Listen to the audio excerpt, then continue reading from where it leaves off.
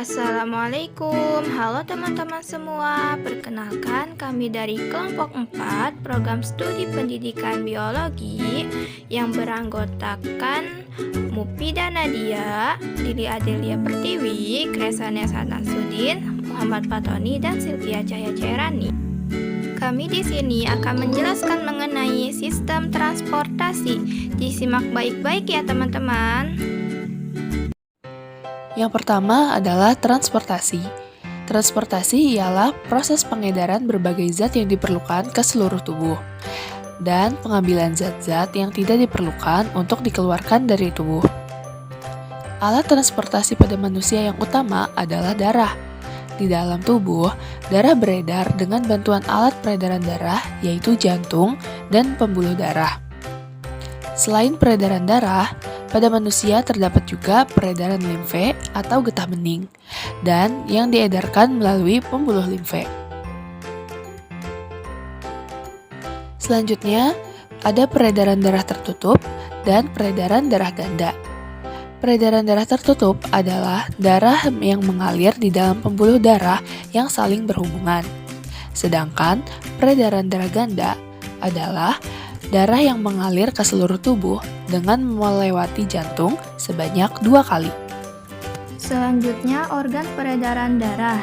Yang pertama yaitu jantung. Jantung sendiri terletak di dalam rongga dada sebelah kiri yang berfungsi untuk memompa darah ke seluruh tubuh.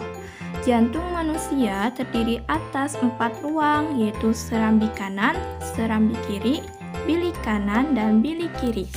Dan di antara bilik dan serambi terdapat katup-katup yang berfungsi agar darah yang sudah di bilik tidak kembali ke serambi.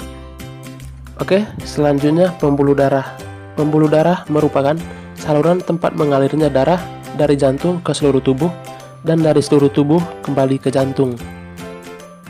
Selanjutnya, pembuluh darah dibedakan menjadi 2, yaitu pembuluh nadi atau arteri dan pembuluh balik atau vena.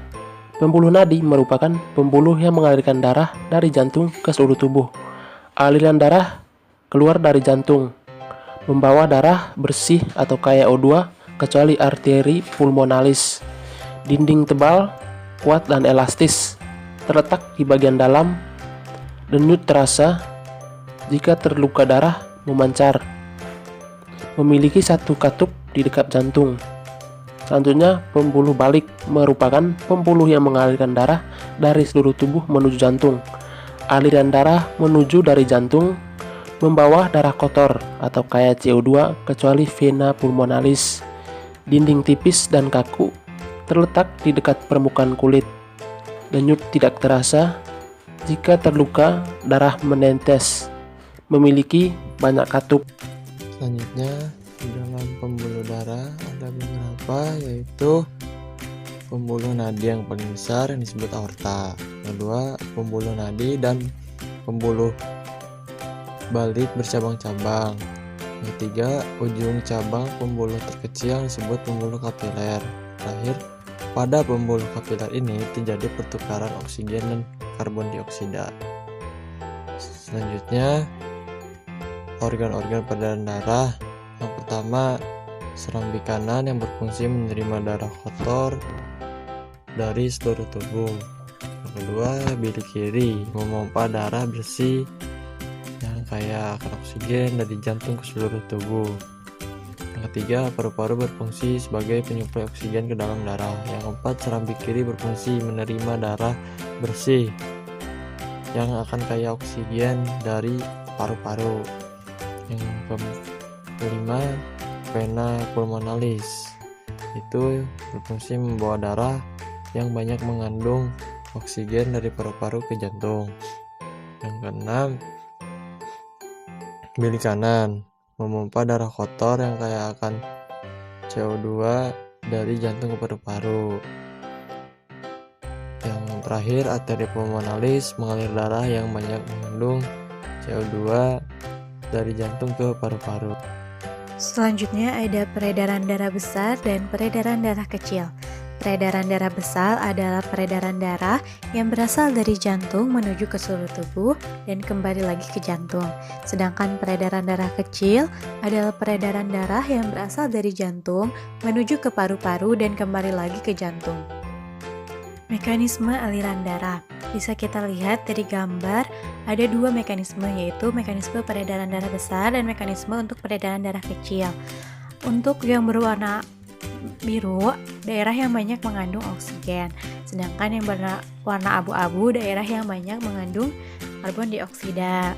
Nah, peredaran darah besar urutannya yaitu bili kiri yang mengandung darah kaya akan oksigen memompa darahnya ke seluruh tubuh melewati pembuluh aorta, kemudian melewati pembuluh arteri, menuju tubuh ke bagian bawah dan atas.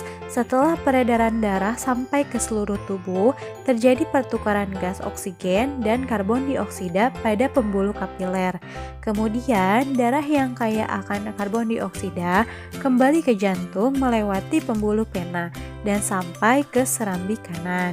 Nah, sedangkan untuk peredaran darah kecil yaitu melewati bili kanan yang mengandung yang kaya akan karbon dioksida, memompa darah menuju paru-paru melewati pembuluh arteri pulmonalis. Kemudian di paru-paru terjadi pertukaran karbon dioksida dan oksigen. Kemudian darah yang kaya akan oksigen akan kembali ke jantung melewati pembuluh vena pulmonalis dan masuk ke serambi kiri. Sekian penjelasan dari kelompok kami. Terima kasih sudah menonton. Wassalamualaikum warahmatullahi wabarakatuh.